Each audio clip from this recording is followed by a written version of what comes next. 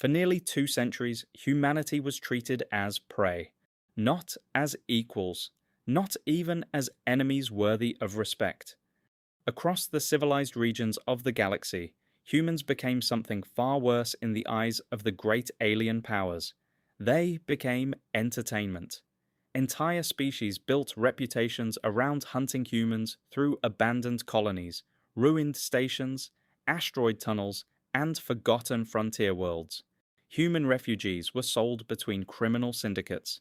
Mercenary guilds competed over who could track humans the fastest.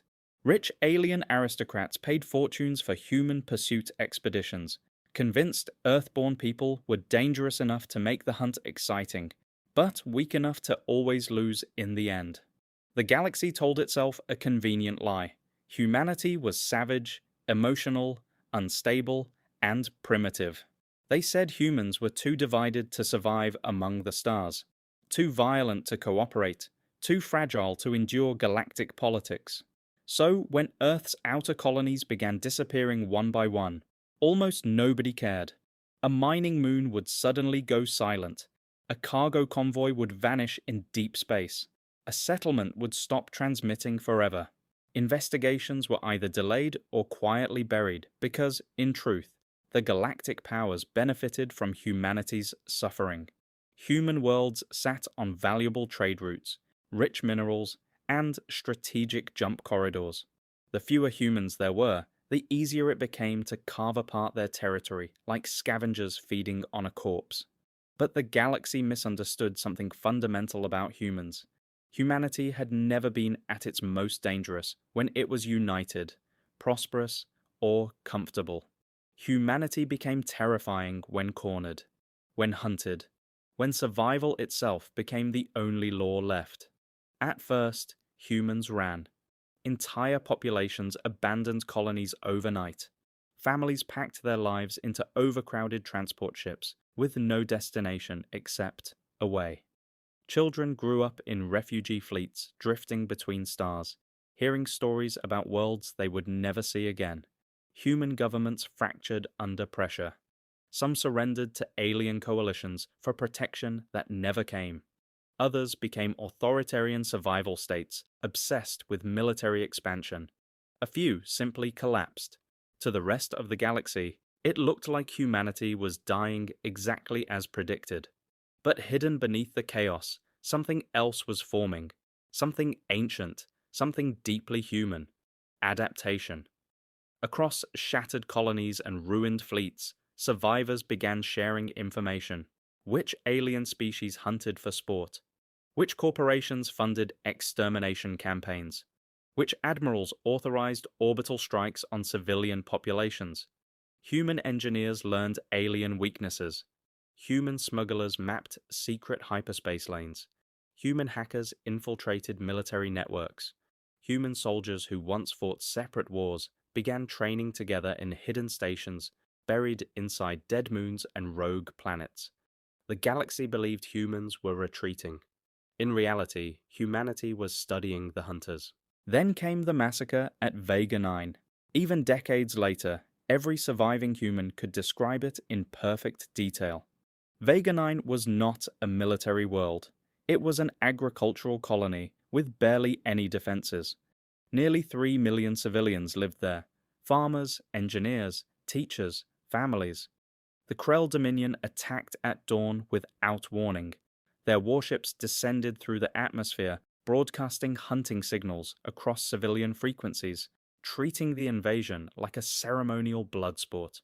Orbital cameras captured civilians being chased through burning cities, while Krell warriors laughed over open comms. Escape ships were targeted for sport before they could leave orbit. By the time the Dominion fleet departed, the colony was ash. The galaxy watched the footage spread across every network, and for the first time, humanity stopped begging for mercy. Something changed after Vega 9. Human space went silent. Refugee transmissions disappeared. Military fleets vanished from known sectors. Trade routes once crowded with desperate human survivors became empty. Alien governments celebrated too early, believing humanity had finally collapsed. But then small things started happening. A Krell battleship disappeared during patrol near the Perseus Drift. A pirate station involved in human trafficking exploded without warning. A slave market on the edge of neutral territory lost power for exactly 14 minutes, long enough for every captive human to vanish and every guard to end up dead. At first, authorities blamed criminals, rebels, or rival factions. Then the recordings started appearing. Short messages, always the same symbol burned into walls, transmitted through hacked networks, or carved into wreckage. A black handprint. Beneath it, a sentence translated into every known language. Now you know fear. No one knew who started it. Some said it was a surviving branch of Earth intelligence. Others believed it was rogue military forces operating outside government control. There were whispers of genetically modified soldiers bred in hidden asteroid laboratories. Rumors spread about entire human fleets hiding beyond mapped space, waiting for the right moment to strike. The uncertainty became its own weapon. Alien civilizations that once treated humans like prey suddenly realized they were being watched, hunted, studied the same way they once studied humanity. The first undeniable proof came during the siege of Talaris Station. The station was one of the largest hunting hubs in the outer systems, a place where wealthy elites gathered to organize expeditions against surviving human settlements. Thousands attended the annual Huntmaster ceremony. Security was considered impenetrable. Defense drones surrounded the station. Warships guarded every approach vector. Then, without warning, every light aboard Talaris went dark. Communications died instantly. Artificial gravity failed across half the station. Panic spread through crowded ceremonial halls as emergency systems flickered red. For exactly 7 minutes, nobody knew what was happening. Then the screams began. When power finally returned, the station was silent. Hundreds of elite hunters were dead, not bombed, not vaporized, executed with terrifying precision. Command officers, financiers, species leaders involved in anti-human operations, all eliminated. Civilians untouched.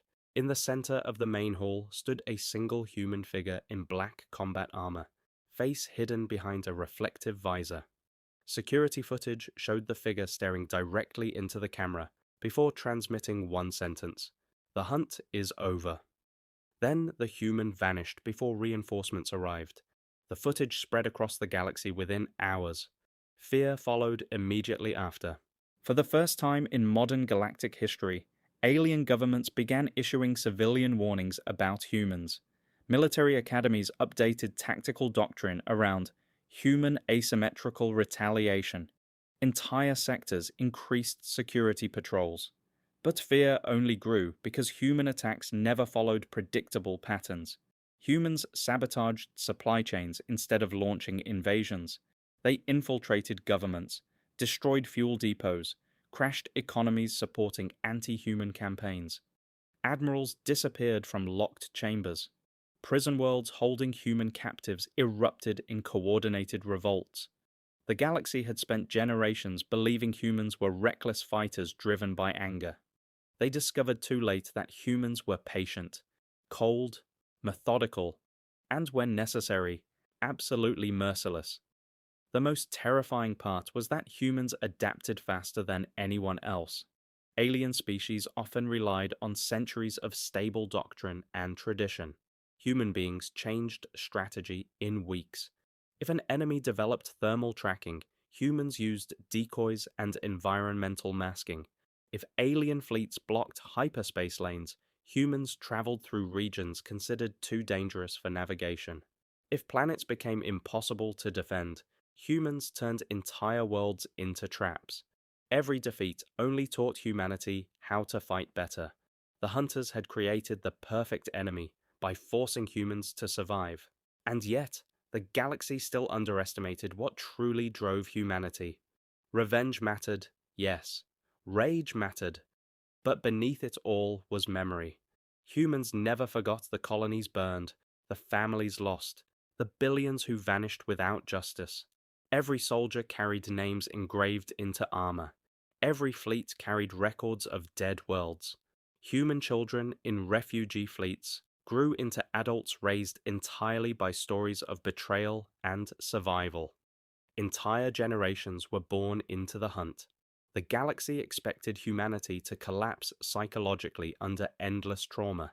Instead, the trauma became fuel. Years later, the war reached the core systems themselves.